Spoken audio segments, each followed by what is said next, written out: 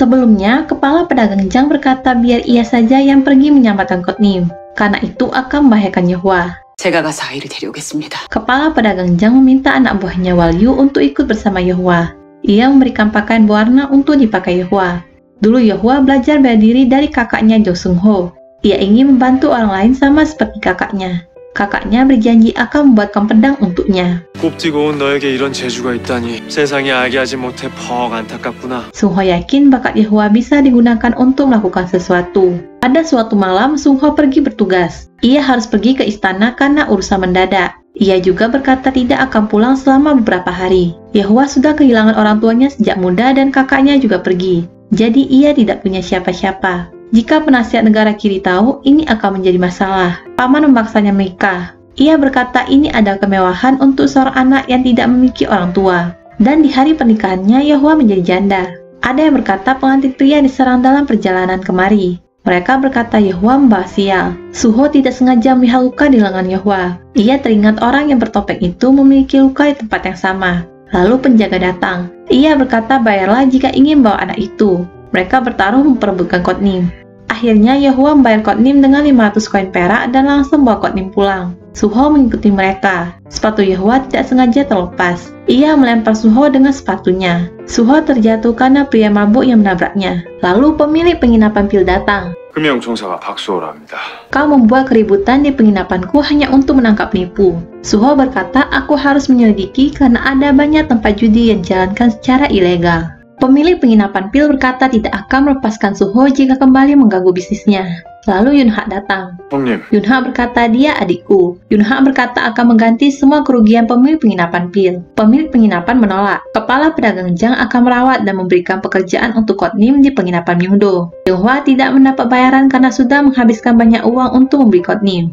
Komandan Huang memberikan katak emas mengganti milik Menteri Keuangan. Gaji Suho dikurangi untuk membeli katak emas itu. Komandan berkata di hari pertama bertugas, kau sudah membuat kekacauan di penginapan pil bahkan menghilangkan katak emas Menteri Keuangan. Kau juga menghabiskan banyak uang untuk mengganti kerugian penginapan pil. Suho yakin pernah bertemu Kang Pilji. Komandan Huang berkata dia terlibat dalam semua hal yang mencurigakan. Pasti kau pernah bertemu dengannya. Suho merasa Kang Pilji dekat dengan para pejabat. Dia juga sama sekali tidak takut denganku. Ini semua terjadi di tengah penyelidikan, tapi dia tetap meminta kompensasi darimu. Pasti koneksinya sangat kuat. Komandan Huang terdiam dan menjawab kami juga ingin menangkapnya tapi tidak pernah mendapat kesempatan. Lalu ada yang menguping pembicara mereka. Ternyata dia adalah putri bungsu Komandan Huang. Putri komandan menatap lama Pak Suho. Ia menyukai Suho dan merasa ini pasti sebuah takdir. Komandan menyuruh Suho untuk pergi. Kotnim memberikan sapu tangan milik Yehua yang terjatuh di penginapan pil saat Yehua menyelamatkan Kotnim. Ia tahu bahwa Yehua lah yang selama ini menyelamatkannya. Ia juga berterima kasih pada Yehua. Raja menyetujui semua urusan yang dikatakan oleh penasihat negara. Raja tampak tidak ingin memiliki masalah dengan penasihat negara. Menteri Keuangan menyuruh para pelayannya untuk menghabisi pelayan tuanya. Istrinya memintanya untuk berhenti, tapi Menteri Keuangan menolak. Ia berkata pelayannya itu seperti benalu. Lalu Suho dan Bican datang. Suho datang untuk memberikan katak emas. Suho bertanya tentang kejadian yang barusan terjadi. Menteri Keuangan berkata pelayannya menumpahkan air ke lukisannya yang berharga. Suho melihat lukisan harimau itu sama sekali tidak terkena air. Menteri Keuangan malah berkata pernyataan Suho lah yang kabur. Ia berkata akan menyingkirkan orang-orang yang tidak berguna baginya. Para pelayan penasihat negara membicarakan hal itu. Yehua mendengar pembicaraan mereka. Ia tidak tahan dengan hal itu. Yehua meminta Walyu untuk datang memberikan beras pada pelayan itu. Pelayan bertanya apa ini orang yang mengirimkan dokter padanya. Ternyata sudah ada yang memberikan bantuan pengobatan untuk pelayan itu sebelum Yehua. Pelayan berkata aku bahkan tidak mendekati lukisan itu. Ia sangat ingin menghancurkan lukisan itu. Ia sekarang tidak tahu bagaimana menafkahi cucunya. Bican merasa pelayan itu tidak mendapat keadilan. Suho berkata para pejabat berada di atas hukum dan ini bukan urusan kita. Tapi Suho lah yang mengirim bantuan pertama kali untuk pelayan itu. Bican berkata Kotnim sekarang ada di penginapan Myungdo dan pejudi yang membawa akta rumahnya adalah ayah Kotnim. Suho jadi mengetahui bahwa orang yang bertopeng itu hanya ingin membantu Kotnim. Suho datang ke penginapan Myungdo untuk menemui Kotnim. Kotnim tidak ingin memberitahu siapa orang yang membantunya. Suho tidak memaksa Kotnim untuk memberitahunya. Suho bertanya tentang orang bertopeng pada kepala pedagang Jang. Kepala pedagang jam menjawab aku tidak tahu karena nama dan wajahnya juga tidak diketahui. Dia juga tidak bisa merawat anak kecil, jadi aku diminta untuk merawat Kotnim. Orang itu pernah berkata nasib buruk karena Kotnim dilahirkan dengan ayah yang egois. Anak itu masih kecil tapi dia dijual untuk melunasi utang judi ayahnya. Aku mengasuh anak itu tanpa banyak bertanya padanya. Suho berkata jika ada kesempatan, aku ingin bertemu dan melihat langsung wajahnya. Yahwa kesal karena Menteri Keuangan menyiksa pria tua hanya karena lukisan. Saat malam harinya, Yahwa ingin pergi keluar. Tapi Yeonsun menyembunyikan kunci kuil agar Yahwa tidak bisa keluar.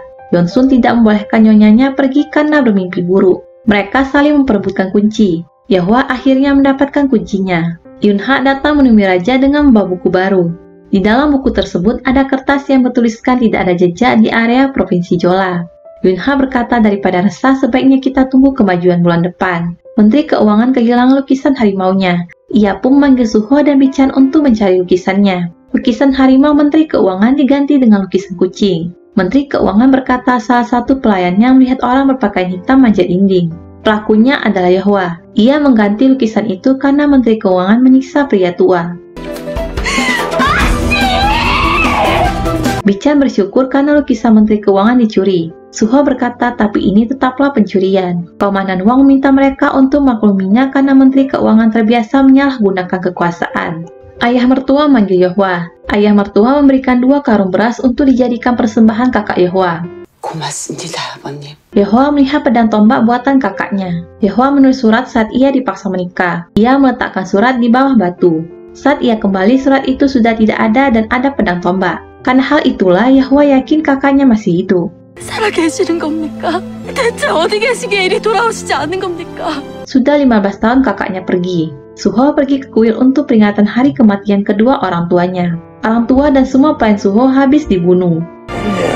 Ayah Suho berpesan agar putranya tetap hidup. Suho berkata sudah 3 tahun tidak datang kemari karena ia berada jauh. Biksu berkata Yunha selalu datang setiap tahun. Ternyata Yunha pura-pura tidak peduli pada Suho. Yahwa dan Yeonsun pergi dengan membawa beras. Lalu ada kumpulan para pria kelaparan yang ingin mengambil beras Yahwa. Mereka tidak ingin melukai dan hanya ingin mengambil beras untuk makan mereka. Yahwa memberikan semua berasnya untuk mereka. Suho melihat hal itu. Waliu memberikan surat dari pasukan pertahanan ibu kota kepada kepala pedagang jang. 저자가 왜 또 여기 있냐? 나으리 위험합니다. 도와주세요. Suho berkata akan membantu dan meminta Yahwa untuk minggir sebentar. Yahwa berkata akulah yang dalam bahaya. Lalu Yahwa sengaja membuat dirinya dalam bahaya. Suho langsung menyelamatkan Yahwa. Isi surat tersebut adalah aku pasti akan menangkapmu, jadi kumohon jangan sekali-sekali muncul di hadapanku.